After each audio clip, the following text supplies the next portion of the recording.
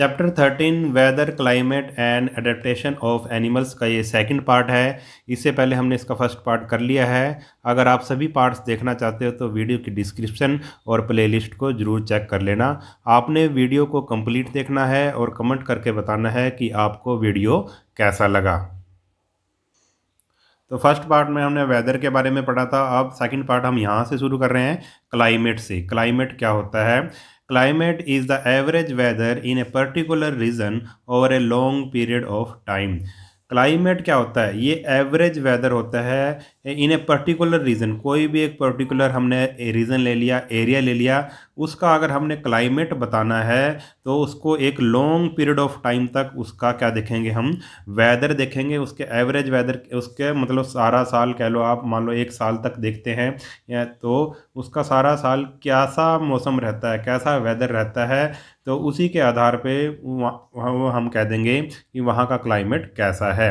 जैसे for example Ladakh का example नहीं, अगर हम लद्दाख के वेदर को देखते हैं, पूरा साल ऑब्ज़र्व करते हैं, ठीक है, तो क्या हमें पता लगेगा कि जो लद्दाख का जो क्लाइमेट है वो कैसा है? कोल्ड है, बिल्कुल ठंडा क्लाइमेट है।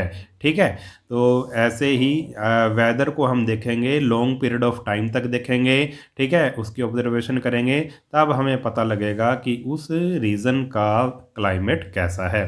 The word climate comes from the Greek word klima, referring to the inclination of the sun. जो ये जो वर्ड निकला है क्लाइमेट, ये एक ग्रीक वर्ड है, ग्रीक भाषा का वर्ड है, क्लीमा से निकला है, क्लीमा से बना है क्लाइमेट, और इसका मतलब होता है इंक्लिनेशन ऑफ द सन, यानी कि जो सन का जो पृथ्वी के ऊपर झुकाव कितना है, अर्थ मतलब कितनी, आप ऐसे कह सकते हैं कि भाई जो सन और पृथ्वी के जो पोजीशन क्या है, सन और पृथ्वी की पोजीशन क्या है, क्या एंगल बन रहा है सन और पृथ्वी के बीच में। Climate is not the same as weather. जो क्लाइमेट है वो वेदर के जैसा नहीं होता। It is the average pattern of weather for a particular region. ये क्या है? एवरेज पैटर्न है, यानी कि लॉन्ग पीरियड टाइम तक हम वेदर को देखेंगे, इसी को हम क्लाइमेट बोलेंगे। किसी पर्टिकुलर रीज़न का ये क्या है? एवरेज पैटर्न ऑफ वेदर है। A place that usually does not get much rain over a year would said to have a dry climate।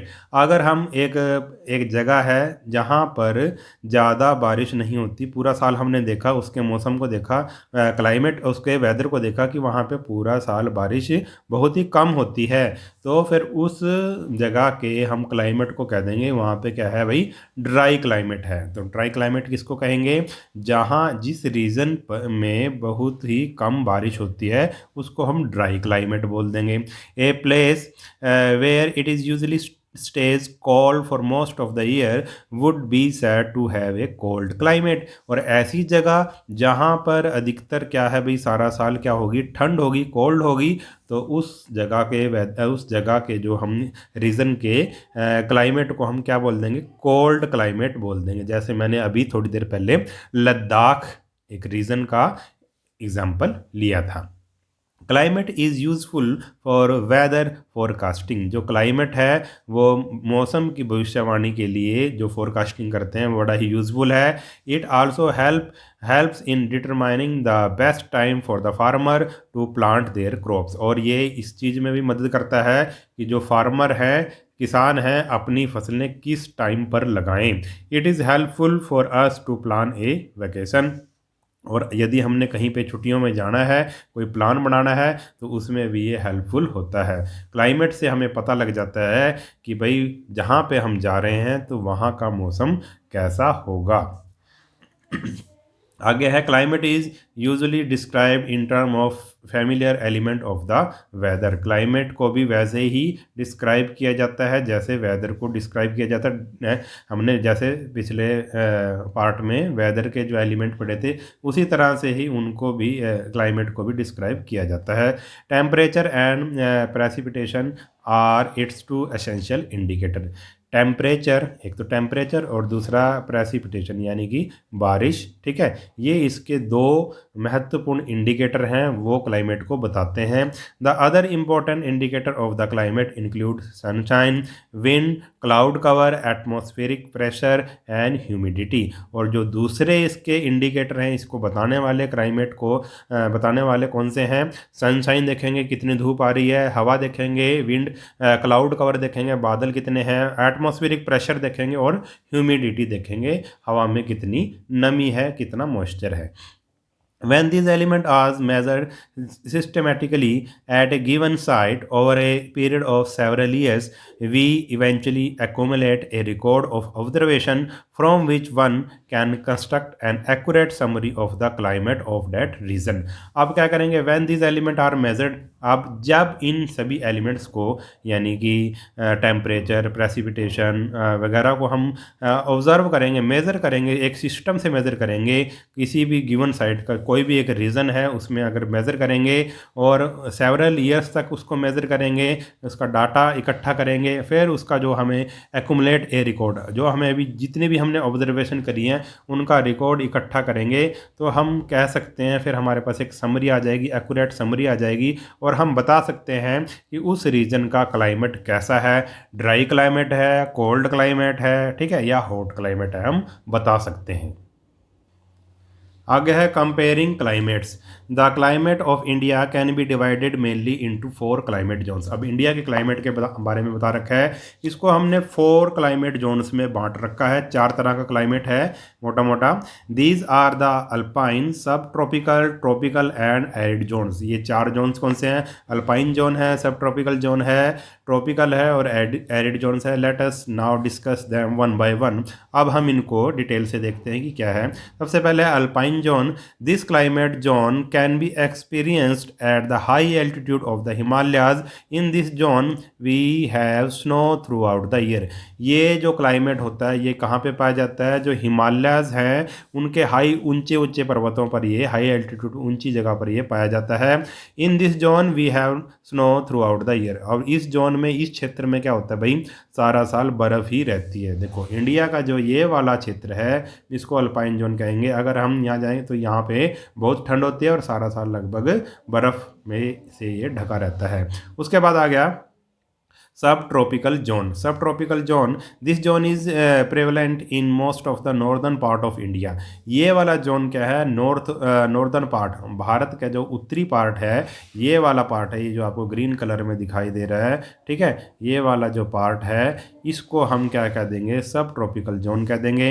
Hair summers are hot and wet. यहाँ पे जो summers होती हैं वो हॉट होती हैं और वेट होती हैं, यानी कि इसमें क्या होती है? बारिश भी होती है। In winter the temperature may drop down even close to the freezing point of water in the region of higher ranges. और सर्दियों में क्या होता है? टेम्परेचर क्या बिल्कुल फ्रीजिंग पॉइंट पे चला जाता है, 0 डिग्री के आसपास तक भी चला जाता है। जो हायर, जो ऐसे क्षेत्र हैं जहाँ पे जो मतलब ऊंची जगह पे है, यानी कि पहाड़ों पर हैं, जो क्षेत्र पहाड़ों के आसपास हैं, वहाँ पे 0 डिग्री सेल्सियस तक भी चला जाता है ठंड में। Rainfall is quite common in summer season. जो रेनफॉल होती है, बारिश होती है, वो क्या होती है? गर्मी के मौसम में होती है। Whereas winter are usually cold and dry.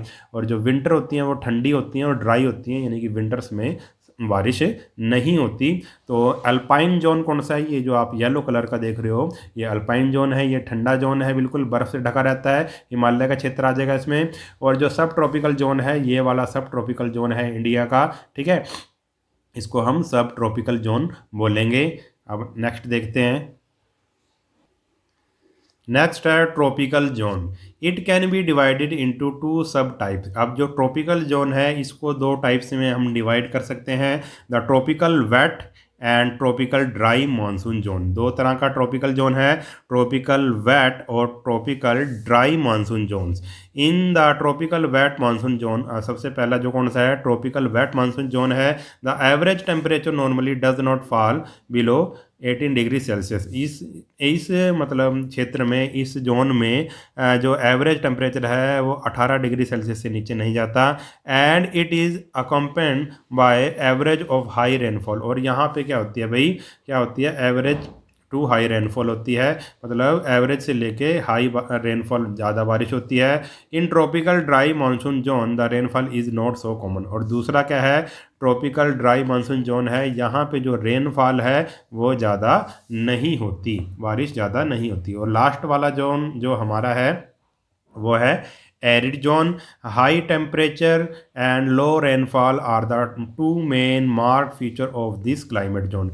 यहाँ पे एरिड जोन होता है, एरिड का मतलब भी वैसे सूखा होता है, जहाँ पे हाई टेम्परेचर होता है, ज़्यादा टेम्परेचर होता है, ज़्यादा गर्मी होती है, और लो रेनफॉल और बारिश बहुत कम होती है। ऐसे जोन को हम द टू मार्क इसके इस जोन के दो मेन फीचर यही हैं एरिड जोन के। It is prevalent in western part of the country. ये कहाँ पे होता है भाई, western part of the country, जो कंट्री का जो वेस्टर्न पार्ट है हमारे देश का, and include large part of Rajasthan. और क्या है, जो राजस्थान का कुछ पार्ट है उस पर the temperature in this zone में shoot up as high as 50 degree Celsius in summer. और इस जोन में जो टेम्परेचर है वो लगभग 15 डिग्री सेल्सियस तक चला जाता है गर्मियों में। ठीक है, अब इसको हम एक बारी मैप में देखते हैं। ये जो चारों जोन हमने किए हैं इसको थोड़ा सा हम मैप में देखते हैं। ठीक है, तो सबसे पहले है अल्पाइन जोन। ये वाला जोन जो है ये अल्पाइन जोन है, ये जो पीले कलर में दे रखा है हमें। ठीक है, और उसकी ये वाला जोन कौन सा है, सब ट्रॉपिकल जोन है। ठीक है, सब ट्रॉपिकल जोन आ जाएगा। और ये जो देख रहे हैं हम गुलाबी से कलर में, इस जोन को हम बोलेंगे, ये वाला जो हमने चौथा जोन किया था, एरिड जोन। ठीक है, ये वाला क्या है, ये एरिड जोन है। यहाँ पे क्या होती है भाई, देखो ये दे रखा है इसने semi arid of stapes home, ये सेमी एरिड जोन है। ठीक है, यहाँ पे क्या है भाई, ये सेमी एरिड जोन है, यहाँ पे क्या बारिश बहुत ही कम होती है। ठीक है, और ये भी दे रखा है, ये भी सेमी एरिड जोन है। ठीक है, और ये जो बिल्कुल ट्रॉपिकल वेट ये दे रखा है, बिल्कुल ये दे रखा है, ये वाला हरे कलर में, ग्रीन कलर में, यहाँ पे ट्रॉपिकल वेट है। यहाँ पे बहुत ज़्यादा क्या होती है भाई, बारिश होती है, मानसून की बारिश होती है इस क्षेत्र में। ठीक है, बहुत ज़्यादा बारिश होती है मानसून की।